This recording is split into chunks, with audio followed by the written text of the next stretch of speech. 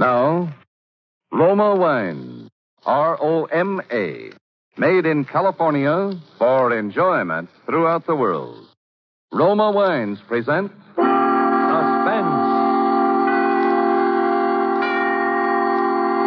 Tonight, Roma Wines bring you Mr. Paul Henry, the star of The Angel of Death, a suspense play produced, edited, and directed for Roma Wines by William Spear.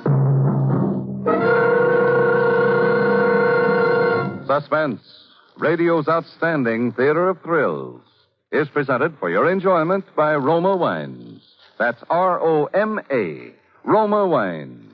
Those excellent California wines that can add so much pleasantness to the way you live, to your happiness in entertaining guests, to your enjoyment of everyday meals. Yes, right now a glassful would be very pleasant as Roma Wines bring you Mr. Paul Henry in a remarkable tale of Suspense.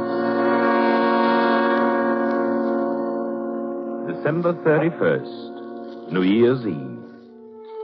I shall identify myself as John Forsyth, my true name, as I have no reason to fear its being known nor to assume one of a different character. My early life has no place in this narrative, save only to point out with the utmost objectivity that I have always been possessed since my tenderest youth of extraordinary intellectual powers. As witness, my acquisition at the age of 16 of degrees from not one, but three of the leading universities of Europe, where, despite my British nativity, I spent my formative years. But this fact has no special significance other than as it applies to those events which were set in motion on another New Year's Eve in London 15 years ago. For it was on that evening, as I had planned some weeks before it should be, that I stood outside a door and listened for confirmation of the relationship I knew existed between my best friend and my wife. Oh, darling, darling, darling. It's all right now, Pam. It's all right. It's all over now. Yes, Are you happy? yes, now that we've decided. Yes, almost for the first time since I can remember. I know, darling. I suppose we should feel sorry for him, but I can't. Not after the way he's treated you. Raymond, what do you suppose you'll do? It doesn't matter, darling. Tomorrow we'll be on the Atlantic Ocean, and within a month we'll be on my uncle's plantation in Brazil, where he couldn't find us if he looked for 100 years. No, I suppose it doesn't really matter. How long will it take you to pack? Oh, an hour. Well, I ought to be back by then. I've just got to pick up the tickets and a few things. All right, hurry, darling. I will, darling, I will. Goodbye. Goodbye, darling.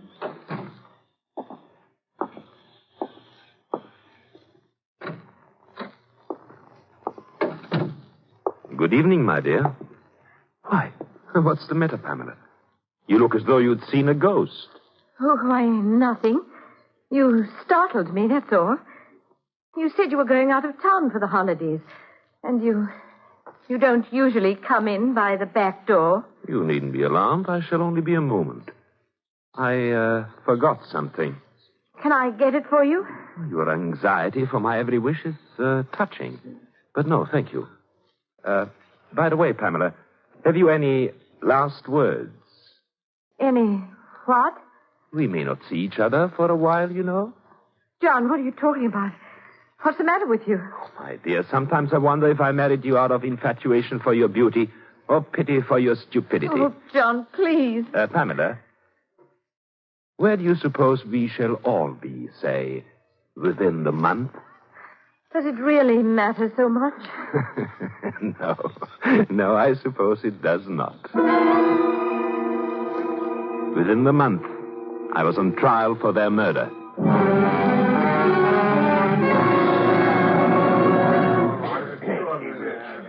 You are Henry Jenkins, proprietor of the Crown and Lion, number 17, Buxton Street. I'm that one, sir. I am. Henry Jenkins, sole owner and proprietor of... Now, will you kindly repeat the words spoken by the prisoner in the dock while in your place of business several weeks ago? Yes, sir. Excuse me, sir. About 2 weeks ago one night, Mr. Forsyth there, who's a steady customer of mine, although not what you'd call a sociable man. Yes. Well, sir, all me other customers had gone home. And I was asking Mr. Forsyth to leave also, just so I could close up me shutters, you know. when all of a sudden he looks up at me and he whispers, kind of hoarse-like, "Jenkins, I did it. I finally did it." Not knowing what he did, sir, I naturally asked him what he did. And what did the prisoner tell you, Mr. Jenkins? He said, sir, wanting me to keep it quiet, sir. I found them together and I killed him. And then he laughs in a crazy way and added, "And Jenkins, I've hid the bodies where no one will ever find them." Well, that's what he said, sir. So help me a tit.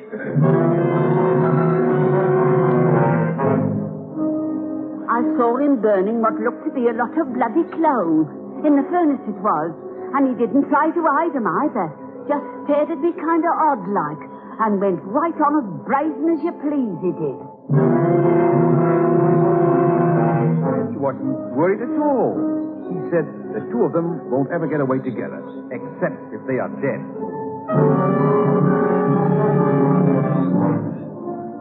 I heard him say it on the stair landing one night and several other times in their rooms.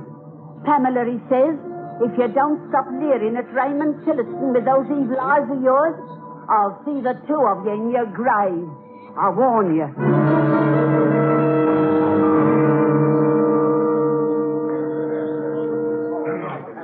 The court feels that it is its duty at this time again to remind the prisoner that he has so far made, nor allowed to be made by counsel in his defense, no cross-examination of witnesses, nor rebuttal to the charges made by the prosecution of any kind, and that this attitude can only result adversely to his cause.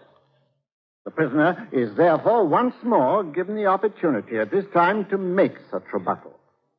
Does the prisoner wish to do so? No, Your Lordship, I do not. Does the prisoner wish to make any statement of any nature whatsoever in his defense? I should merely like to ask the prosecution one question, Your Lordship. Yes? What is it? Has the prosecution found the bodies? Well, the prisoner wishes to know if the prosecution has yet produced the bodies of the alleged victims of the crime for which he is on trial. Well, no, Your Lordship. We have not. That is all. Thank you.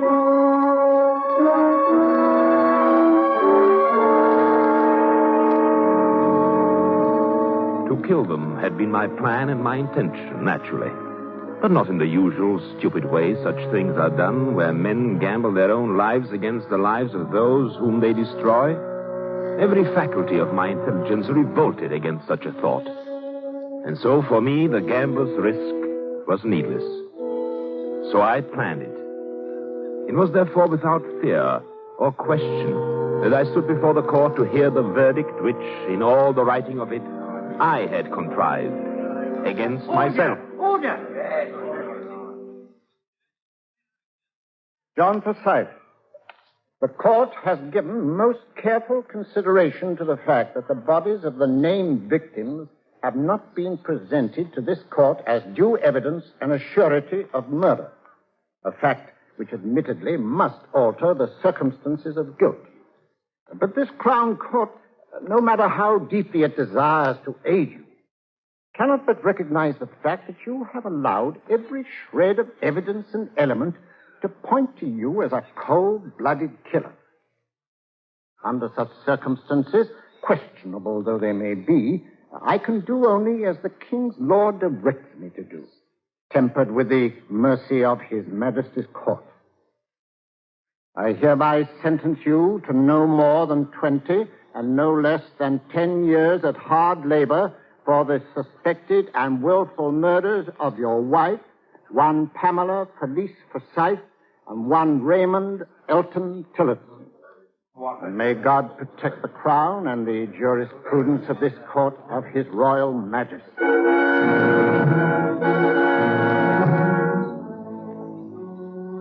10 to 20 years. It was perhaps a bit more than I expected, but I was content. And it may be that there was even the trace of a smile upon my lips as I left the courtroom. Certainly, it was justified, if only by the looks of awe and admiration turned in my direction by the spectators.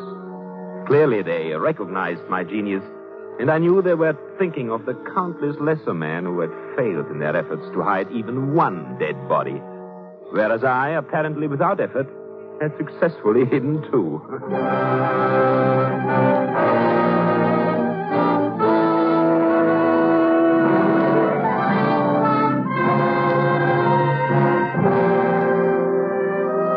For Suspense, Roma Wines are bringing you as star Paul Henry in The Angel of Death by Alan Cameron.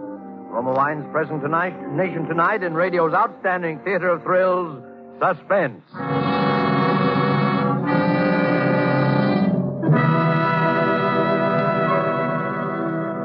Between the acts of Suspense, this is Truman Bradley for Roma Wines. With the holiday excitement over, most of us are glad to enjoy evenings at home again, taking it easy and economizing. What a perfect time to serve Roma California Sherry. Yes, glorious golden amber Roma Sherry adds so much to happy hours at home, yet costs so very little.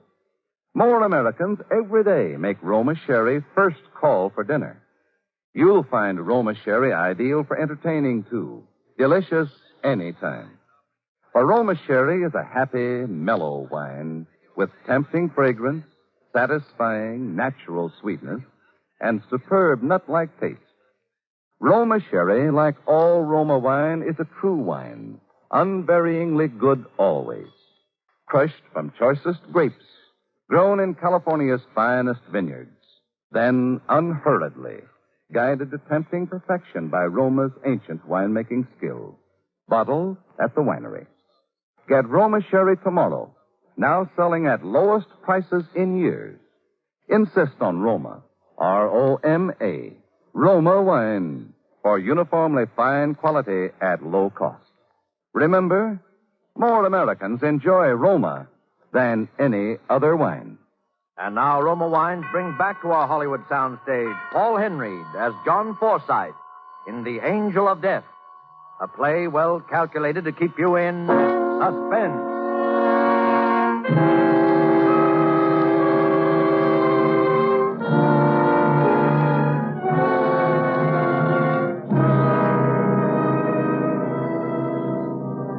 It was thus that I began my prison term, and my association with William Waters, a sallow-faced, ill-favored little man who was to be my chief source of amusement and mental exercise for a long time to come, and to illustrate still further the inevitable triumph of the high intellect over all obstacles and surroundings. So you're the great John Forsythe, eh? You've heard of me, then? Not off, I haven't. The luckiest beggar that ever cheated the hangman. Luck? There is no such thing as luck. No? And how is it you're sitting here safe and sound, and out as free as air in 15 or 20 years, instead of stretching your neck at the end of a rope, eh? I'm here because I choose to be here. That is all. Because you choose to be, eh?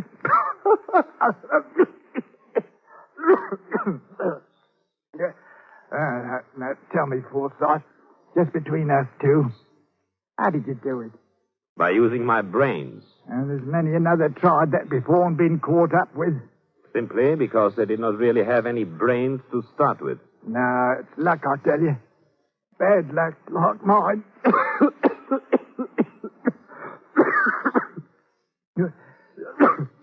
You want to hear the worst bit of luck ever ruined a man's life? Well, if you wish to call it that, why not? It was like what happened to you in a way. A sweetheart, Agnes her name was, with the biggest, bluest eyes.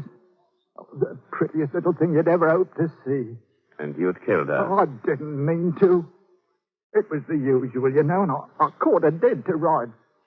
But she laughed at me. That was the trouble. Threw it in my face, she did. Next thing I knew, something snapped. And when me head cleared, there I was sitting on the floor beside her, crying like a baby.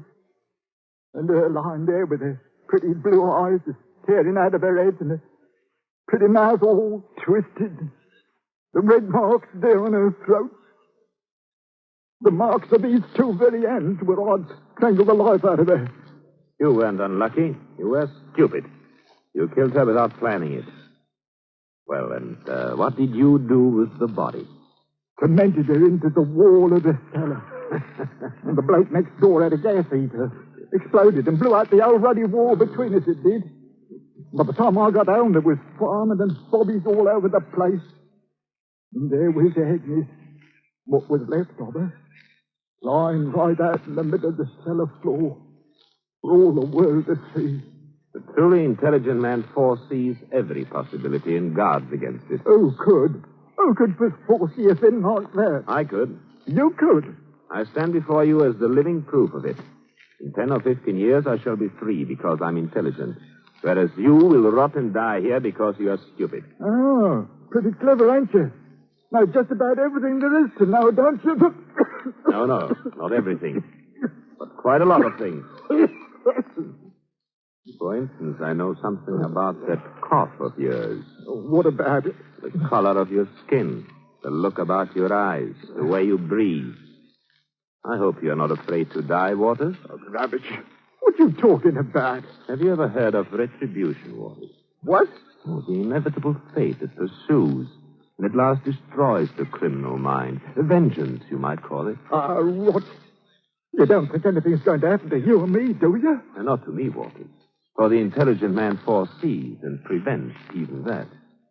But to you, Waters. Most certainly to you. Oh, indeed. And who's going to do all of this? Oh, he is known by various names, Waters, but best known as the Angel of Death.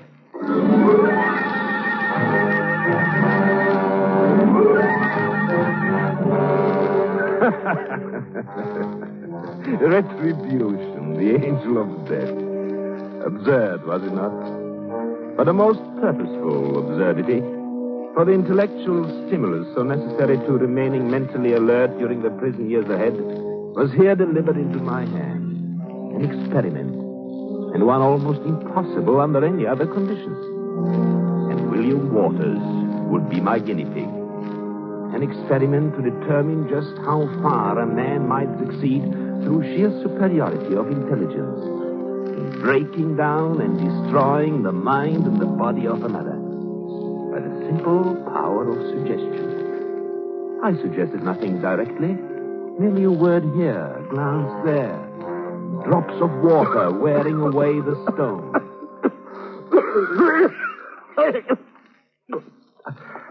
I got a fever again tonight, haven't I, John? No, a touch perhaps, but that is all. The head feels up. It's that blasted cough, what does it? No, you mustn't worry about it. It's very bad for people with your condition to worry. What condition? What condition, John? Why, nothing. People with a cough like yours, people who feel, indisposed, that's all. Oh. What's that book you're reading, Mikey? Just a book. A scientific book that I got from the prison library. What sort of a scientific book? General book on medicine. Things like that, you know. Here, let me see it. Oh, no. You wouldn't understand. Here, give it here. No, please, give it back to me. You wouldn't be interested. Oh. You had it open at this place here, didn't you? This is what you've been reading, ain't it? Well, yes, among other things.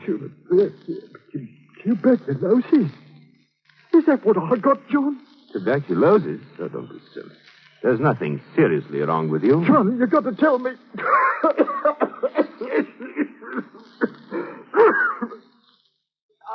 I don't want to die. No, you're not going to die. You take care of yourself. Why should he come to me? I've always been healthy. I'm not old yet. Of course you are not. You're just imagining things. Imagining things?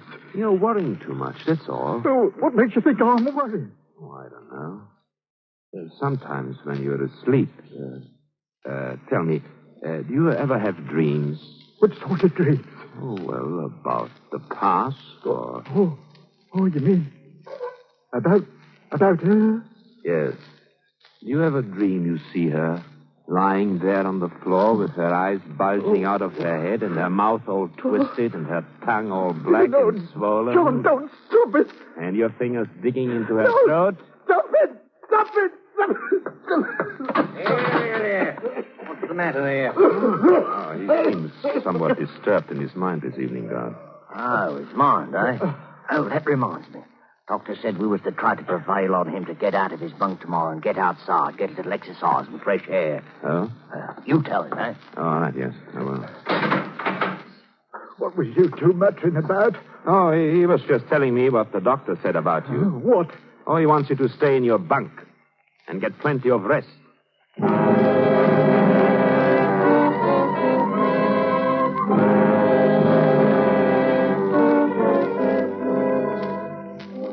The time was drawing near, I knew. The time for what I had planned as the culmination of my experiment. Waters was having periods of definite delirium. But I waited. I waited for them to become more pronounced. Then, one night, when I'd listened to him tossing and muttering for hours in his bunk, I crossed over in the darkness. Oh, no. Wait. There ain't time yet. I don't have to go yet. No. William Waters. Yes. I've come for you, William Waters. What? She sent me, William. She sent me with her eyes staring out of her head, with her black, swollen tongue. No. I'm the angel of death. I'll kill her. I'll kill her. Take your hands from my throat. Take your hands. I'll kill you. Perhaps that will quiet you. What's going on here? I had to hit him. The man is out of his mind. He thinks I'm some angel of death or something. Yeah, you. Come on. On your feet. Come on there, Waters. Now, what's the matter with you? Buster, it's you what done this to me. I told you he was out of his mind. It's you what's done it to me. I'll see it now. Oh, now, you're coming with me. I'll kill you, Buster. I'll get out of you after this for a moment. Even 600 years. Come on. I'll kill you. I'll kill you.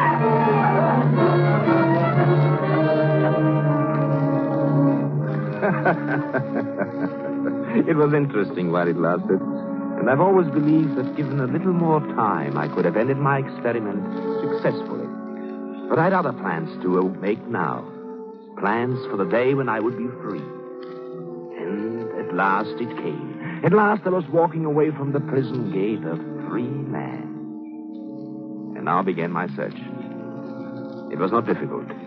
It led me at last to Paris, to a small apartment, where I went tonight, December 31st, New Year's Eve. Yes? Good evening. Well, good evening, sir. Did you wish to see someone? Oh, you don't recognize me? Why, I do, of course, but, are you a friend of Pam's? I'm indeed. Who is it, darling? It's a friend of yours, dear. A friend of both of you. John. Yes, in fact, your husband, my dear, and Raymond's best friend. John, it's been... 15 years, yes. You only returned to Paris recently, did you not? Yes, a short time ago. And you never knew that I was convicted and sentenced to prison for your double murder, did you? Murder? Oh, that was quite as I planned it. I knew where you were, but the authorities did not. John. But perhaps you have heard of a curious legal technicality which provides that a man cannot be convicted twice for the same crime. You see, I've already paid for your murders. And now I've come to collect an ancient debt. Put down that gun.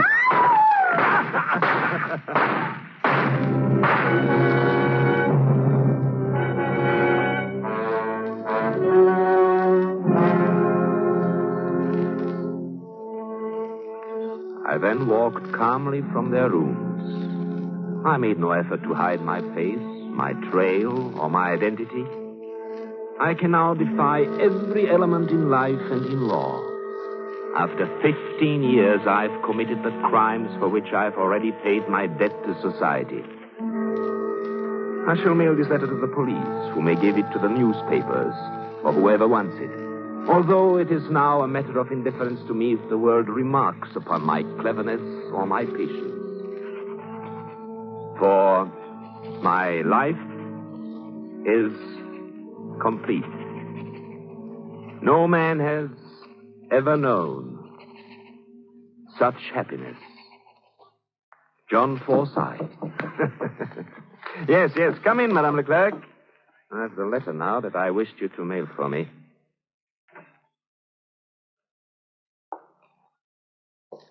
I've come to you, John Forsyth. Waters. I'm not Waters any longer. How did you get out? They said I was insane, so I hadn't been responsible when I killed her. Then they said I was cured, sane again. And then they let me out. But there was one thing they never knew. They never knew who I really was. What are you talking about? That's why I've come to you, John Forsyth. I am the chosen messenger of an higher power. Look here, Waters, Die, John Forsyth!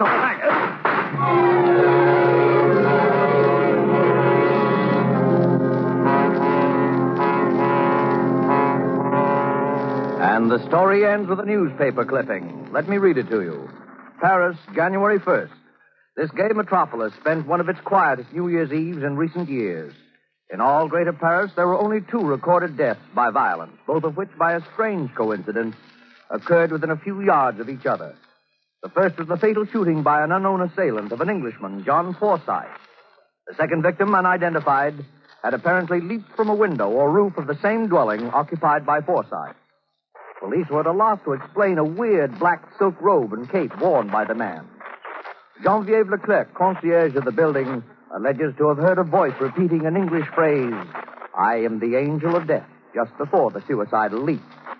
However, this can hardly have any bearing on the case, since the said phrase was undoubtedly uttered by New Year's revelers in the neighborhood.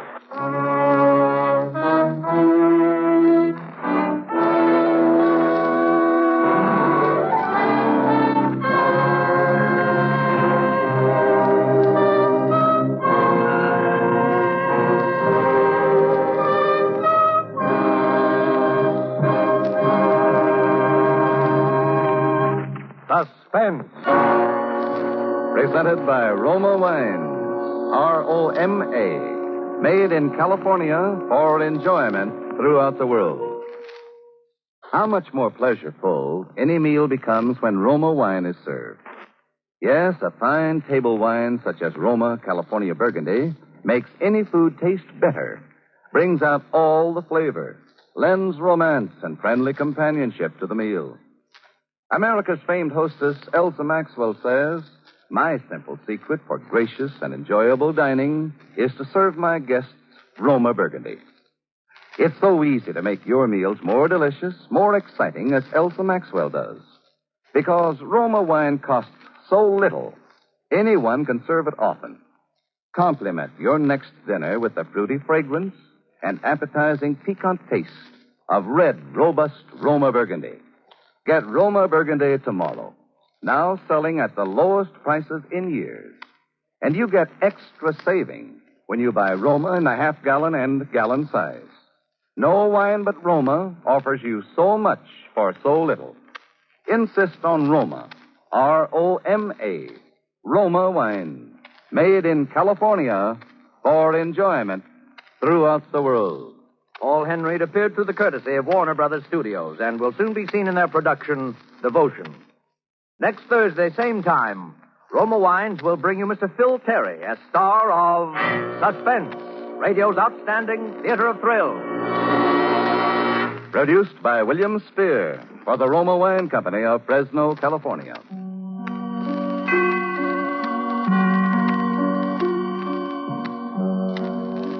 This is CBS, the Columbia Broadcasting System. KQW, San Jose, the Columbia station for the San Francisco Bay Area.